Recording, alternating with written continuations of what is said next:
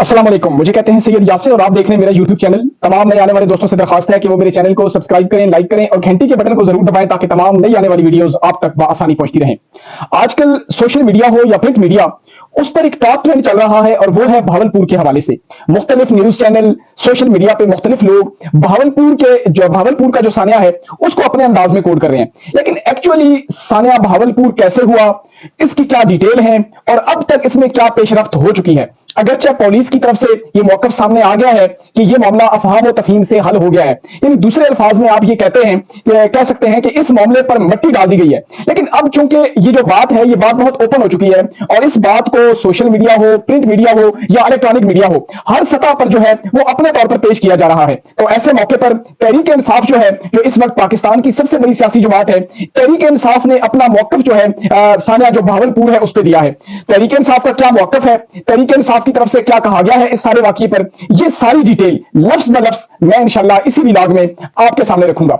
इसके अलावा ईद है पाकिस्तान में, आज ईद का दूसरा दिन है और अमूमन देखा जाता है कि जब कोई इस तरह का बड़ा त्यौहार हो किसी भी मुल्क में, तो इस तरह के बड़े त्योहारों पर जो आवाम होती है उनको रिलीफ दिया जाता है, चाहे वो खाने पीने की अशिया हो, डीजल, पेट्रोल, ये चीजें आवाम के लिए सस्ती करके आवाम को तोहफा दिया जाता है। लेकिन बदकिस्मती ये है कि हमारे मुल्क में जब कोई इस तरह का त्यौहार आता है, ईदें आती हैं या रमजान आता है, तो हमारे मुल्क में तमाम चीजें महंगी कर दी जाती हैं। और इस मरतबा भी यही हुआ कि जब ईद करीब आई, ईद का त्यौहार करीब आया, तो हुकूमत ने आवाम पर एक बम गिरा दिया, पेट्रोल महंगा कर दिया, बिजली महंगी कर दी और जो खाने पीने की अशिया थी वो महंगी कर दी। और अब थोड़ी देर पहले तक तो मैं जब मार्केट में गया तो पूरे जो है वो बाजार में टमाटर ही नायाब था। यानी टमाटर जो एक बेसिक चीज है, जो आप सालन में इस्तेमाल करते हैं, ईद के मौके पर पूरी मार्केट में टमाटर तक जो है वो शॉर्ट हुआ पड़ा है। लेकिन इसमें एक चीज है और वो ये है कि ये ईद जो है ये हमेशा की तरह जो आले शरीफ है, यानी शरीफ फैमिली है, उनके लिए खुशखबरियां लेके आ रही है। और वो खुशखबरियां कैसे लेके आ रही है कि आले शरीफ के जो लोग हैं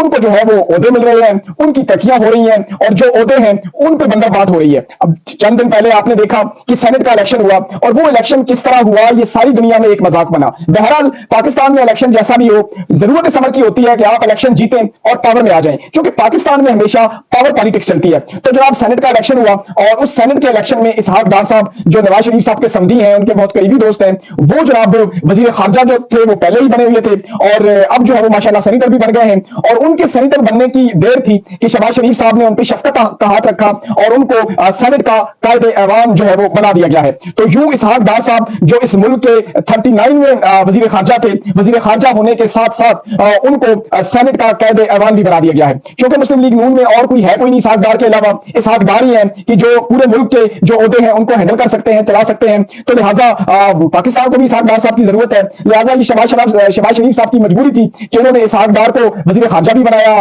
फिर कायदे ऐवान भी बना दिया सेनेट का। तो इसके अलावा जो मुश्तरका मफादात काउंसिल होता है जिसमें इस मुल्क के चारों वजीर आला होते हैं, हालांकि उस कमेटी में वजीर खारजा का कोई काम नहीं होता।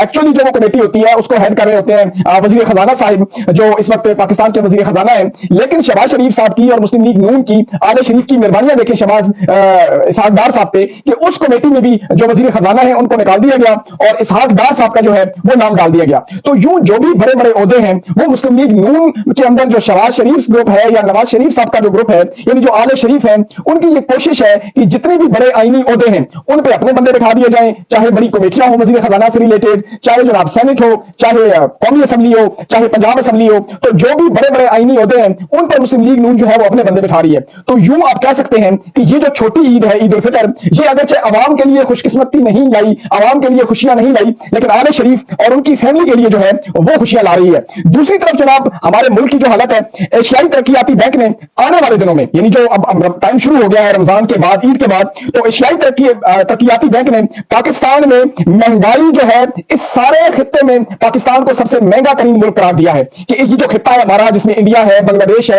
यानी जो भी ये ममालिक हैं, सब में जो पाकिस्तान के अंदर महंगाई है, आने वाले दिनों में पाकिस्तान में महंगाई बढ़ेगी और पाकिस्तान की जो मुआशी शरह है वो सबसे कम है। महंगाई बढ़ेगी इस मुल्क में और जो मुआशी शरह इस वक्त जो एशियाई तरक्कियाती बैंक ने बताई है वो सबसे कम है। और पाकिस्तान में मुआशी शरह नमू, ये बात जरा नोट कीजिएगा कि पाकिस्तान में मुआशी शरह नमू 1.9 रहेगी। दूसरी तरफ जो महंगाई है, महंगाई की शरह 25% तक रहेगी। आपने देखा कि लोग महंगाई से खुदकुशियां कर रहे हैं, लेकिन आने वाले दिनों में ये जो महंगाई का ग्राफ है ये और बढ़ने वाला है। जबकि हमारे पड़ोस में इंडिया में जनाब मुआशी शरह नमू 4.6 रहेगी।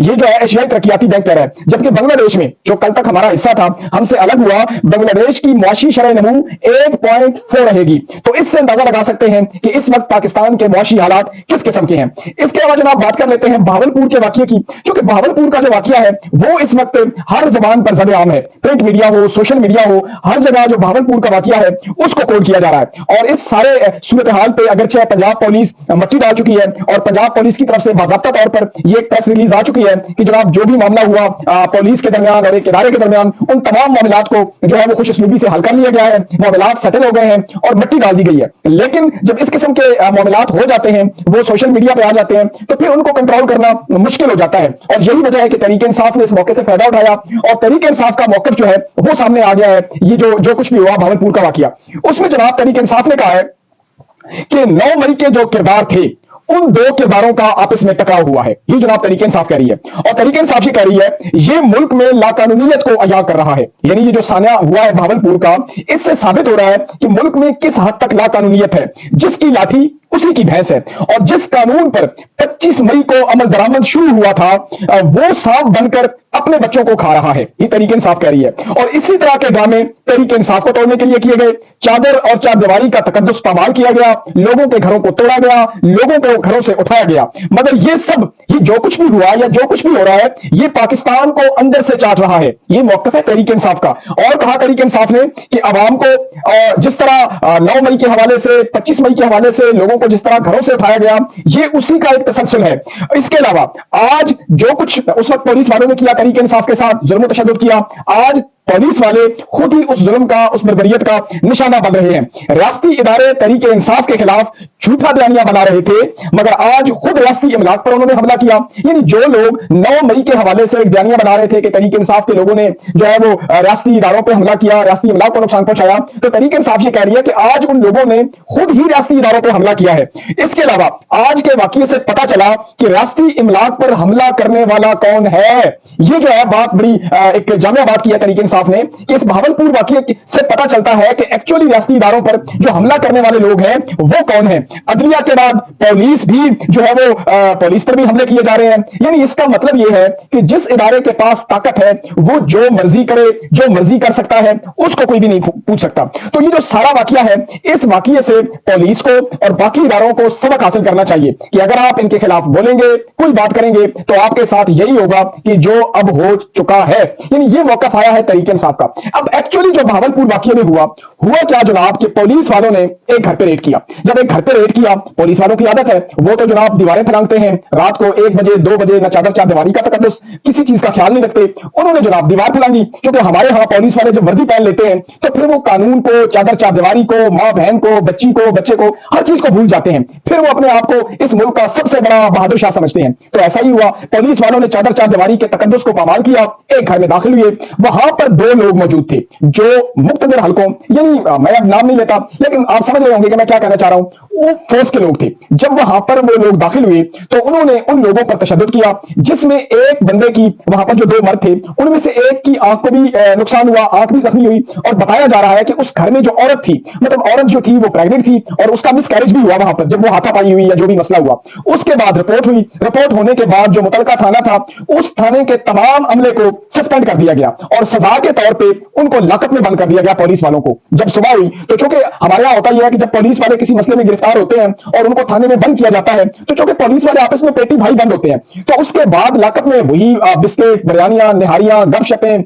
ये सारा माहौल चल रहा था। और वो जो मुक्तदर हल्के थे, उन लोगों को या जो वहां पर लोग थे फोर्स के, जब उनको ये पता चला कि जिन लोगों ने हमारे ऊपर आके तशद्दुद किया है, जिन्होंने हमारे चादर चारदीवारी को तकद्दुस को पामाल किया है, थाने में उन लोगों को बिस्किट खिलाए जा रहे हैं, उनको एहतराम से रखा हुआ है, उनकी यहां पर इज्जतें हो रही हैं, तो वो लोग जज्बात में आ गए और उन्होंने जाके थाने में जनाब उनको बकरा मुर्गा बनाया, खूब फैंटी लगाई। कुछ पुलिस वालों की तस्वीरें जो सोशल मीडिया पे आई वो बाकायदा मुर्गे बने हुए थे।